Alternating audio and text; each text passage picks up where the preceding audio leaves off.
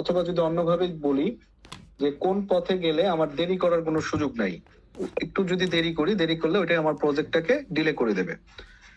আর project schedule technique আরেকটা part হলো project evaluation and review technique, সেটাকে বলতেছি হচ্ছে প্রবাবিলিস্টিক অ্যাপ্রোচ। ঠিক আছে, প্রবাবিলিস্টিক অ্যাপ্রোচ হলো কিছুক্ষণ আগে যে প্রজেক্ট যে টেকনিকটা আমরা দেখলাম, ওখানে প্রত্যেকটা আইটেমই ছিল ফিক্সড, যে আমি একটা কাজ করব 3 মাস সময় লাগবে, আরেকটা কাজ করব 2 মাস সময় লাগবে। কিন্তু বাস্তব ক্ষেত্রে দেখা যায় যে আসলে এইরকম করে ফিক্সড বলা যায় না যে 3 মাস সময় লাগবে কিনা অথবা 2 মাস সময় লাগবে কিনা। তো আমরা অনেক সময় যেটা করি, যেটাকে বলা হয় আর কি পার্ট অ্যানালাইসিস এর মধ্যে ধরা হয়, যে আপনি যখন কোনো একটা কাজ করতে যাবেন, ধরেন হচ্ছে আপনি ইউনিভার্সিটিতে আসবেন বাসা থেকে, তো বাসা থেকে আপনার বাসায় যদি মিরপুরে থাকে, মিরপুর থেকে বাসায় যদি ইউনিভার্সিটি যদি আসতে চান, আপনার প্রতিদিনে অ্যাভারেজে 1 ঘন্টা সময় লাগে। অ্যাভারেজে আপনি ধরেন প্রতি 1 মাসের মধ্যে 20 দিনই আপনি 1 ঘন্টার মধ্যে চলে আসেন। আর কখনো কখনো যদি জ্যাম থাকে সেই ক্ষেত্রে আপনার সময় লাগে 1 ঘন্টা 20 মিনিট, এবং কখনো কখনো দেখা যাচ্ছে যে একদমই জ্যাম থাকে না, আপনি হয়তো 50 মিনিটে চলে আসেন। তো এই যে 3টা পার্ট পেলাম, একটা হলো যখন একদমই জ্যাম থাকে না তখন আপনি 50 মিনিটে চলে আসেন, আর একদমই যখন অনেক জ্যাম থাকে তখন আপনি ম্যাক্সিমাম 1 ঘন্টা 20 মিনিটের মতো লাগে, এর বেশি লাগে না, এবং এভারেজ করলে আপনি 1 ঘন্টার মধ্যে সবসময় পৌঁছে যান। এই 3টা পার্টের মধ্যে আমরা যদি হিসাব করি, মোস্ট লাইকলি পার্ট হলো যেটাকে আমরা বলতেছি এম অথবা মোস্ট লাইকলি পার্ট।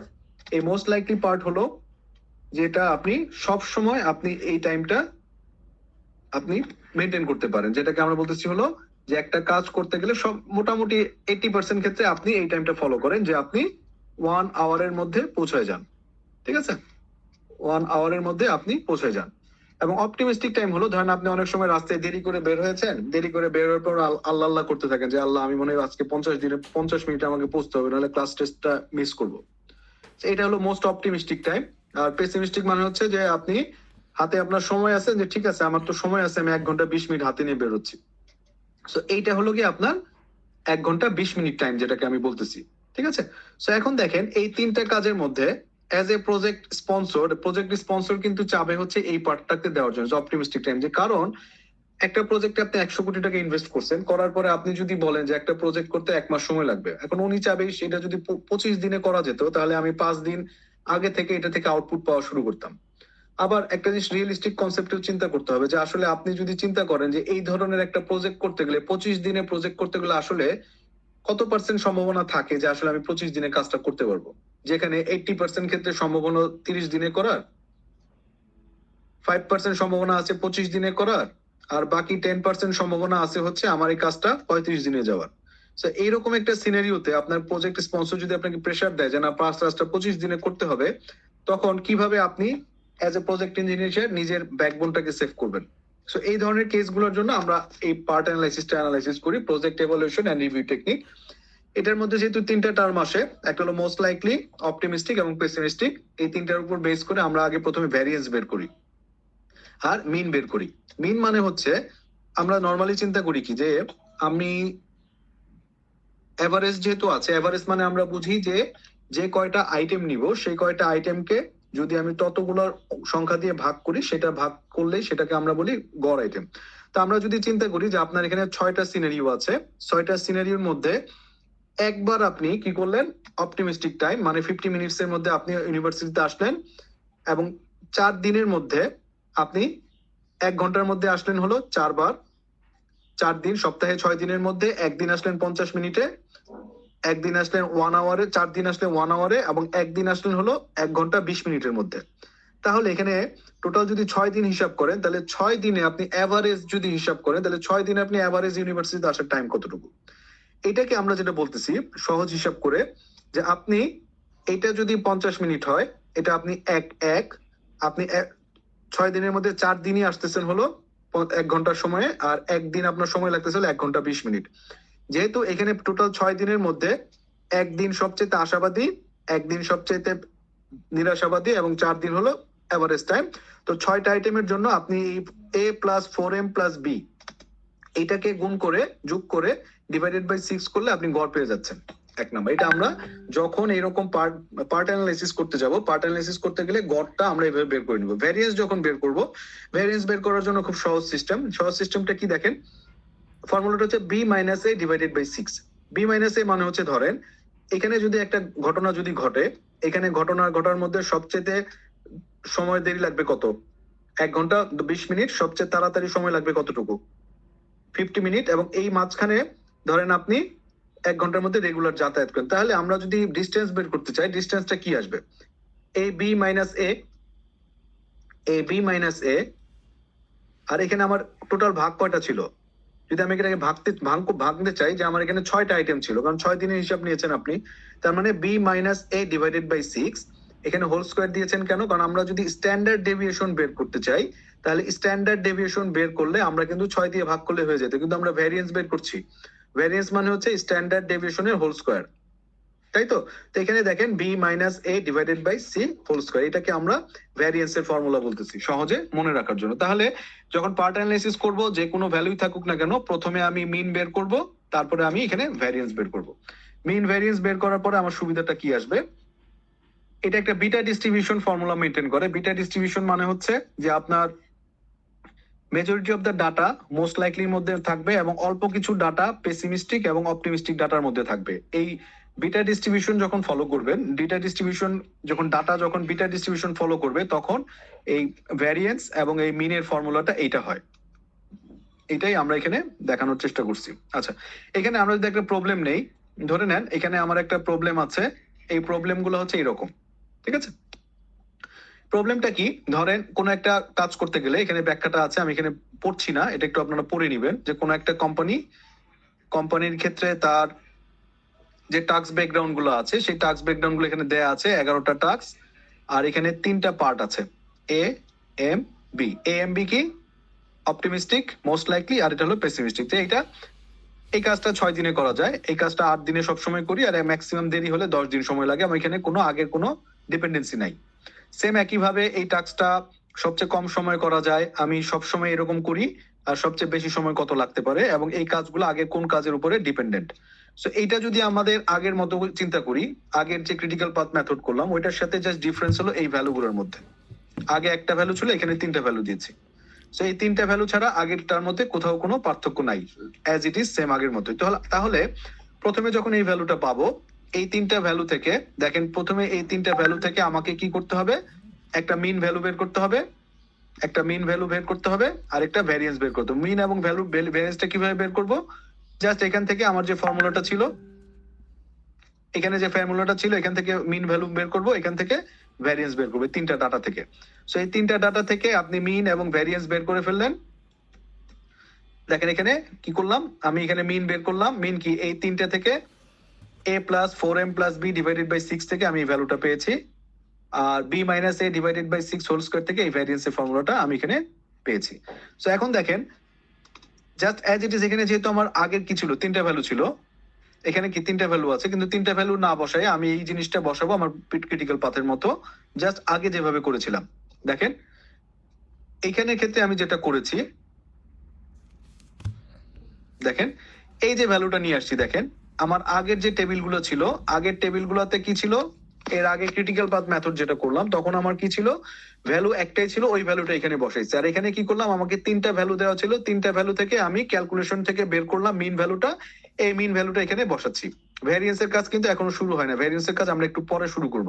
সো এখান থেকে মিন ভ্যালু যেগুলো পাবো, সেই মিন ভ্যালুটা অনুযায়ী বের করে জাস্ট অ্যাজ ইট ইজ আমার যে টার্মস এন্ড কন্ডিশন গুলো ছিল, এই যে টার্মস এন্ড কন্ডিশন গুলো ছিল, ডিপেন্ডেন্সিটা ছিল, এই ডিপেন্ডেন্সির উপর বেস করে এই ক্যালকুলেশন থেকে এই টাইম গুলো নিয়ে, এই টাইমটা হলো টাস্ক টাইম, এখান থেকে ডিপেন্ডেন্সি নিয়ে আমি কি করলাম? আমার এই টাস্ক ডায়াগ্রামটা বের করলাম। এই যে আমার যে ডায়াগ্রামটা আছে, এই ডায়াগ্রামটা আমি বের করলাম। বের করে এই দেখেন স্ল্যাক গুলো বের করলাম, স্ল্যাক গুলো বের করলাম। স্ল্যাক কোত্থেকে আসছে? Just early start early finish, let start অথবা লেট ফিনিশ থেকে। দেখেন আমার এখান থেকে এই ডায়াগ্রাম থেকে কিন্তু আমি কিছু দেখতে হচ্ছে না, আমি কিন্তু দেখেই বুঝতেছি যে আমার ক্রিটিক্যাল পাথ কোনটা। কোনটা ক্রিটিক্যাল পাথ? দেখেন এখানে S0 কোনটা আছে, তার মানে এটা কিন্তু আমার ক্রিটিক্যাল পাথ, আমার কিন্তু আর কিছু লাগতেছে না। বাট আমি যদি অন্যভাবে হিসাব করতাম, তাহলে আমাকে কি করতে হতো? 4টা পাথ বের করতে হতো। এখানে কিন্তু অনেকগুলো পথ, দেখেন এখানে কিন্তু 4টা না, এখানে অনেকগুলো পথ, অনেকগুলো পথ আলাদা আলাদা ভাবে বাইর করতে হইতো, তারপর আমাকে আলাদা করে দেখতে হইতো, তারপর আবার আলাদা করে স্ল্যাক বের করতে হতো টেবুলার ফরম্যাট থেকে। বাট আমি কিন্তু এটা দেখেই বুঝতেছি যে আমার এটা হচ্ছে ক্রিটিক্যাল পথ, এটা হচ্ছে আমার এখান থেকে ক্রিটিক্যাল পথের মধ্যে চলে আসছে। তো এখান থেকে আমি ক্রিটিক্যাল পথ বের করে দেখলাম যে আমার টোটাল এখানে যে ভ্যালুটা আছে, যে আমার এই প্রজেক্টটা কমপ্লিট হতে কয়দিন সময় লাগবে, 25 দিন সময় লাগবে। ঠিক আছে। তো এখন দেখেন, এটা যদি আমার 25 দিন সময় লাগে প্রজেক্টটা ক্লোজ করতে, এই প্রজেক্টটা ক্লোজ করতে, তাহলে আমি ধরে নিচ্ছি আমার 25 দিন সময় লাগবে। তার মানে 25 সপ্তাহ লাগবে আমার এই প্রজেক্টটা কমপ্লিট করতে। ঠিক আছে। এখন দেখেন, তাহলে আমার ক্রিটিক্যাল পাথ কোনটা? ক্রিটিক্যাল পাথ হলো এই 25 দিন যখন কমপ্লিট করব, ক্রিটিক্যাল পাথ কোনটা? যে 4টা পয়েন্টে টিক দিলাম আমরা এখানে, এই 4টা পয়েন্ট ধরে যখন আমরা কাজ করব, এই 4টা পয়েন্ট হচ্ছে আমার ক্রিটিক্যাল পাথ। তার মানে এখানে যদি আপনি হিসাব করেন 2, 5, 8 এবং 11, এটা হলো ক্রিটিক্যাল পাথ। সো 2, 5, 8, 11 হলো আমার ক্রিটিক্যাল পাথ।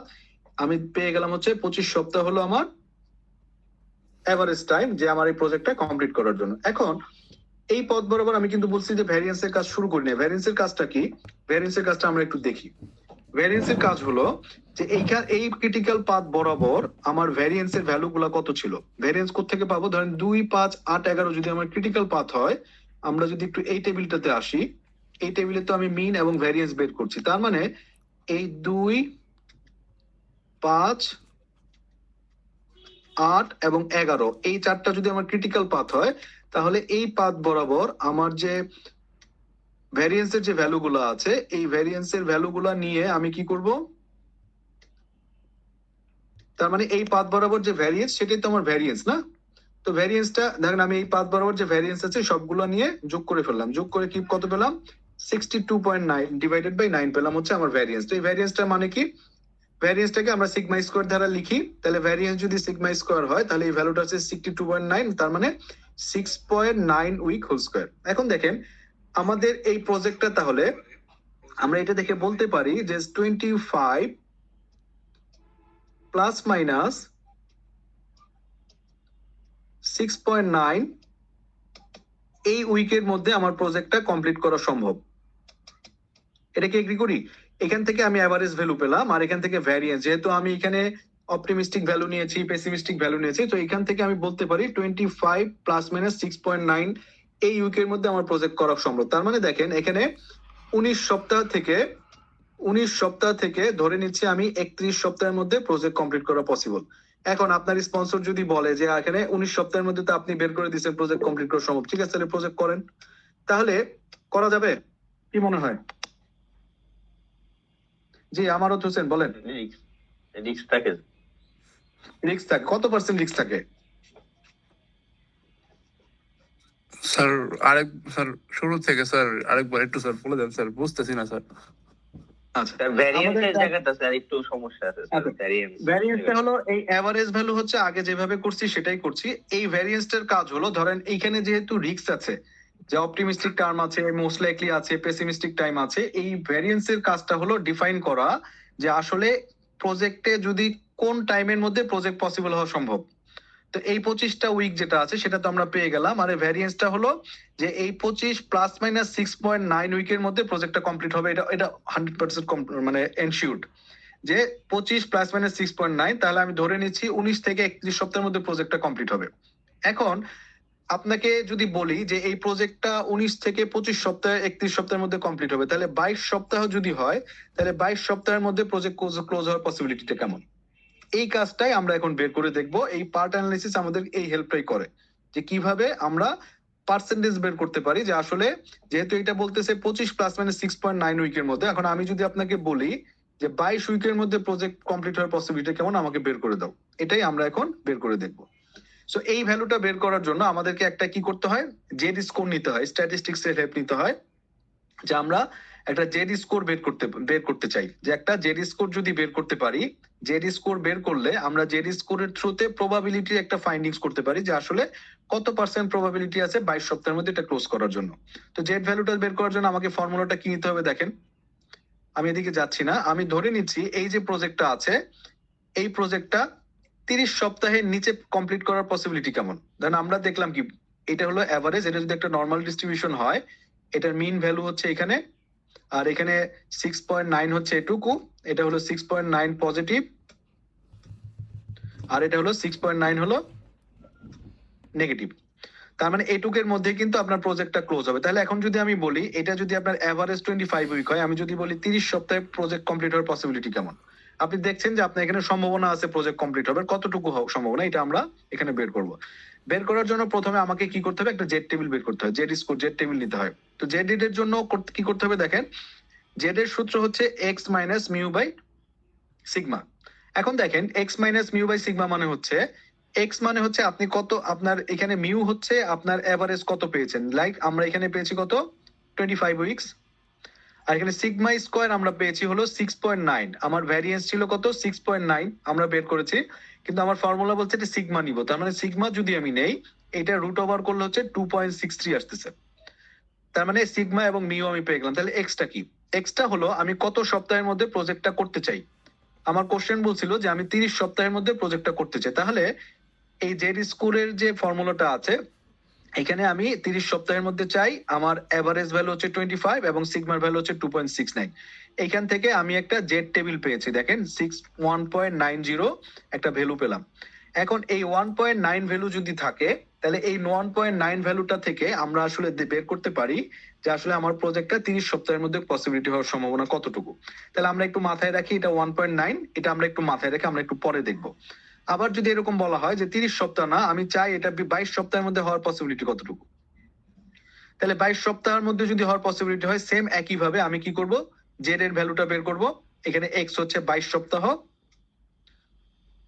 এভারেজ ভ্যালু হচ্ছে 25 আমার, আর 2.63 হচ্ছে আমার মিউর ভ্যালু। তো এখানে কিন্তু ভ্যালু পাচ্ছি কত আমরা 1.14, ঠিক আছে, এটা হচ্ছে আমার 1.14। আচ্ছা একটা জিনিস মাথায় রাখি, তার মানে আমার এখানে দুইটা ভ্যালু আসলো, দুইটা ভ্যালু যদি আসে এখানে একটা হচ্ছে -1.14 আর একটা আসতেছে কত +1.99 ভোল্ট। এখন এই ভ্যালু থেকে আমি কিভাবে বুঝবো যে প্রবাবিলিটি কতটুকু আসছে, এই ভ্যালু থেকে বের করার জন্য আমরা একটু হেল্প নিব হচ্ছে আমাদের জেড টেবিল হেল্প নিব। জেড টেবিল যেটা আছে দেখেন, আমরা যদি একটু জেড টেবিলে যাই, দেখেন দুইটা জেড টেবিল আছে, একটা হলো Z table for positive, Z table for negative.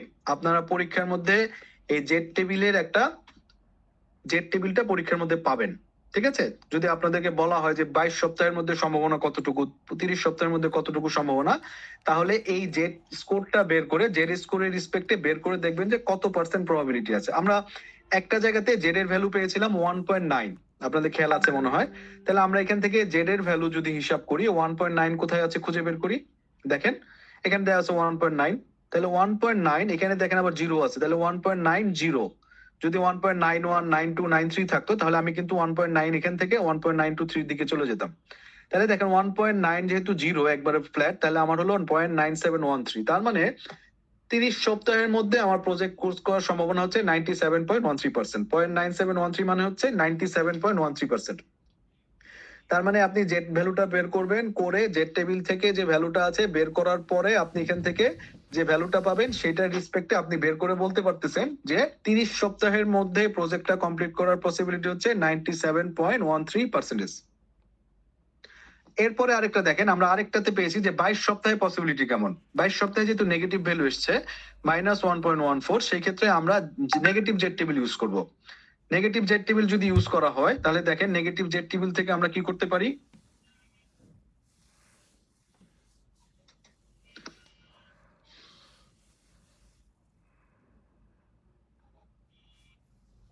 দেখেন আমার নেগেটিভ জেড টেবিলে কি ছিল 1.14, তাই তো। এখানে আমার -1.14 যদি হয় তাহলে এখানে দেখেন হিসাব সহজ, এখান থেকে আমি -1.1 পেলাম আর এখানে 4 আছে, তাহলে এই বরাবর যদি আমি নিয়ে আসি দেখেন 1.14, তাহলে আমার এখানে আসতেছে কত 0.1274, তার মানে 12% সম্ভাবনা আছে, 12.71% সম্ভাবনা আছে যে আমি 22 সপ্তাহের মধ্যে প্রজেক্ট কমপ্লিট করতে পারবো। এখন যেহেতু আমার হাতে দুইটা সম্ভাবনাই আছে, আপনি যদি অ্যাজ এ প্রজেক্ট ইঞ্জিনিয়ার আপনাকে যদি বলা হয় যে না এই প্রজেক্টটা 22 সপ্তাহে পসিবিলিটি আপনাকে কমপ্লিট করতে হবে, তখন আপনি বলেন যে ঠিক আছে এই প্রজেক্টটা নর্মালি আমার সূত্র বলতেছে যে 12% সম্ভাবনা আছে এই টাইমের মধ্যে আমি কমপ্লিট করতে পারবো। এটার মধ্যে কিন্তু অনেক বেশি চ্যালেঞ্জ, চ্যালেঞ্জের জন্য আপনাকে আমাকে সাপোর্ট দিতে হবে।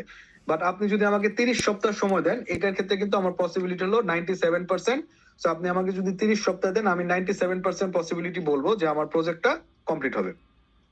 আশা করি পার্টটা বুঝতে পেরেছেন, কারো কোনো কোশ্চেন থাকলে জিজ্ঞেস করতে পারেন।